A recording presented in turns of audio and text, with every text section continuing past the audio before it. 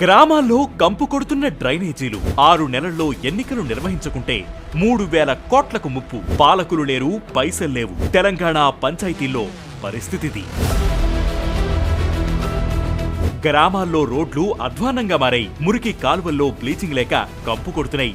Viral fevers వ్యాపిస్తున్నాయి. కనీసం మేము ఇప్పటిదాకా పెట్టిన నిర్వహణ బిల్లులు విడుదల చేయండి.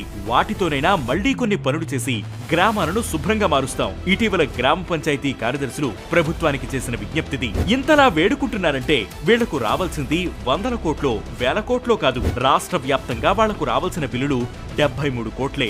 వీటిని విడుదల చేసేందుకు కూడా పంచాయతీరాజ్ శాఖ దగ్గర రూపాయి లేదు. గ్రామాల నుంచి వసూలు చేసిన పన్నులు అవి ఇవి కలుపుకుని పంచాయతీల ఖాతాల్లో దాదాపు 80 కోట్లు కనిపిస్తున్నాయి. కానీ వాటిని వాడుకునేందుకు అవకాశం లేదు. ఎందుకంటే ఆ నిధులపై ఫ్రీజింగ్ ఉంది. ఇక్కడ ఇంకో విషయం, కేంద్రం నుంచి మనకి ఇప్పటికిప్పుడు 1 కాదు 2 కాదు 10 కాదు 1500 కోట్లు వచ్చేందుకు రెడీగా ఉన్నాయి. మన రాష్ట్రం కోసం ఈ నిధులు 15వ ఆర్థిక సంఘం తన ఖాతాలో భద్రంగా పెట్టింది. పంచాయతీ పాలక వర్గాలు సంతకం చేస్తే చాలు. కేవలం 15 రోజుల్లో ఇవన్నీ వచ్చి పంచాయతీ ఖాతాల్లో జమ అవుతాయి. కానీ సంతకం చేసేందుకు పాలక వర్గాలు లేవు. అందుకే మన కోసం ఉన్న నిధులను కూడా మనం తెచ్చుకోలేని పరిస్థితి. గ్రామాల్లో రాజులేని పాలన నడుస్తుంది. 21 నెలల నుంచి పాలక వర్గాలు లేకుండానే గ్రామ పంచాయతీలు ప్రత్యేకాధికారుల పాలనలో సాగుతున్నాయి. స్థానిక సంస్థలకు ఎన్నికలు నిర్వహించకపోవడంతో 15వ ఆర్థిక సంఘం నిధులు ఆగిపోయాయి. గ్రామ పంచాయతీలకు ఈ నిధులే కీలకం. స్థానిక సంస్థలకు పాలక వర్గాలు ఉంటేనే ఆర్థిక సంఘం నిధులను విడుదల చేస్తోంది కేంద్రం. కానీ 19 నెలల నుంచి గ్రామ పంచాయతీలకు, 8 నెలల నుంచి పురపాలికులకు ఆర్థిక సంఘం నిధులు ఆగిపోయాయి. ఫలితంగా పల్లెల్లో పనులు నిలిచిపోయాయి. మరోవైపు బీసీ రిజర్వేషన్ల అంశం తేల్చే వరకు ఎన్నికలు నిర్వహించేందుకు రాష్ట్రం వెనకాడుతోంది. సెప్టెంబర్ లోపు ఎన్నికలు నిర్వహించండి అంటూ హైకోర్టు ఆదేశించినా మళ్లీ రిక్వెస్ట్ చేసి గడువు కోరేందుకు ప్రభుత్వం సిద్ధమవుతోంది. ఫలితంగా స్థానిక సంస్థల ఎన్నికలు ఇప్పట్లో జరిగే సూచనలు కనిపించడం లేదు. దీంతో కేంద్రం నుంచి ఈ నిధులు ఇప్పట్లో వచ్చేలా లేవు. గ్రామ పంచాయతీలకు కేంద్రం నుంచి వచ్చే ఆర్థిక సంఘం నిధులు కీలకం. వీటితో పాటుగా రాష్ట్ర ఆర్థిక సంఘం, రాష్ట్ర ప్రభుత్వం ఆయా సందర్భాల్లో ఇచ్చే నిధులే ప్రధాన ఆధారం. గ్రామాల్లో జనాభా ఆధారంగా ఒక్కొక్కరికి 812 రూపాయలు చొప్పున 15వ ఆర్థిక సంఘ నిధులను కేంద్ర సర్కార్ విడుదల చేస్తుంది. కేంద్ర ఆర్థిక సంఘ నిధులకు అనుబంధంగా రాష్ట్ర ప్రభుత్వం కూడా స్టేట్ ఫైనాన్స్ కమిషన్ నుంచి గ్రామాలకు నిధులు విడుదల చేస్తుంది. ఇలా ఒక్కో పంచాయతీకి ఏటా కనీసం 15 నుంచి 20 లక్షలు వస్తాయి. పెద్ద గ్రామాలకు 40 లక్షల వరకు కూడా విడుదలవుతాయి. కానీ ఈ నిధులు రావాలంటే పాలక వర్గాలు ముఖ్యం.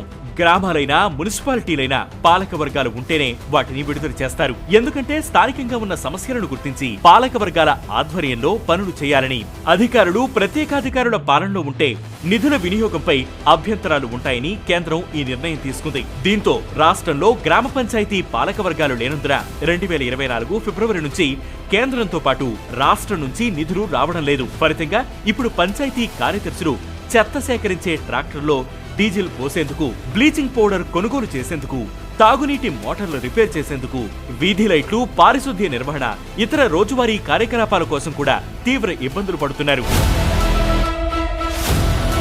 2024 జనవరిలో పంచాయతీ పాలక వర్గాల పదవీకాలం ముగిసింది. ఆ తర్వాత ఫిబ్రవరి నుంచి ప్రత్యేకాధికారులకు గ్రామాల పాలన అప్పగించారు. అప్పటి నుంచి నిధుల కష్టాలు మొదలయ్యాయి. ఎందుకంటే కేంద్రం రాష్ట్రం నుంచి రావాల్సిన ఆర్థిక సంఘ నిధులు ఆగిపోయాయి. పాలక వర్గాలు లేకపోవడంతో 2024-25 ఆర్థిక సంవత్సరంలో రాష్ట్రానికి కేంద్రం కేటాయించిన 1514 కోట్లు రాలేదు. ఈ నిధులను కేంద్రం ప్రతి ఏటా క్రమం తప్పకుండా విడుదల చేస్తోంది. 2020-21 నుంచి 2023-24 వరకు పంచాయతీలకు 6051 కోట్లు వచ్చాయి. 2023-24లో కేటాయించిన 1430 కోట్లలో 1424 కోట్లు విడుదల చేసి ఫిబ్రవరిలో పాలక వర్గాలు లేవనే కారణంగా 6 కోట్లకు కోత పెట్టారు. అంటే ఆర్థిక సంఘ నిధులను విడుదల చేయడంలో పాలక వర్గాలు లేకుంటే కేంద్రం ఎంత నిక్కచ్చిగా వ్యవహరిస్తోందో అర్థమవుతోంది. దీంతో 2024-25లో 1 రూపాయి కూడా రాలేదు.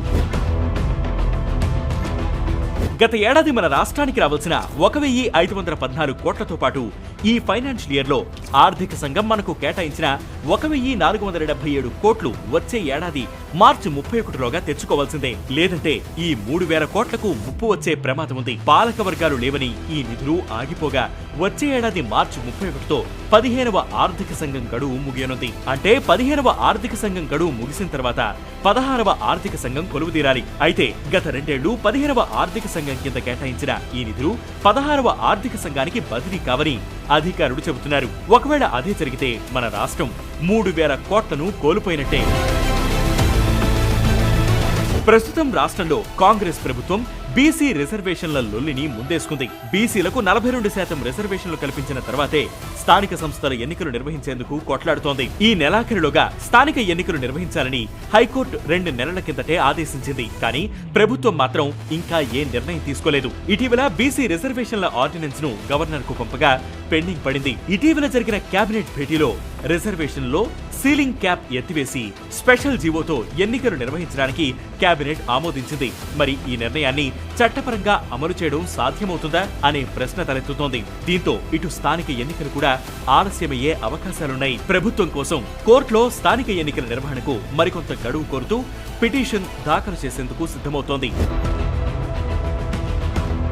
రాష్ట్రంలోని 12,769 పంచాయతీలకు 2019 జనవరిలో ఎన్నికలు జరగ్గా గత ఏడాది జనవరి 31న సర్పంచ్ల పదవీకాలం ముగిసింది.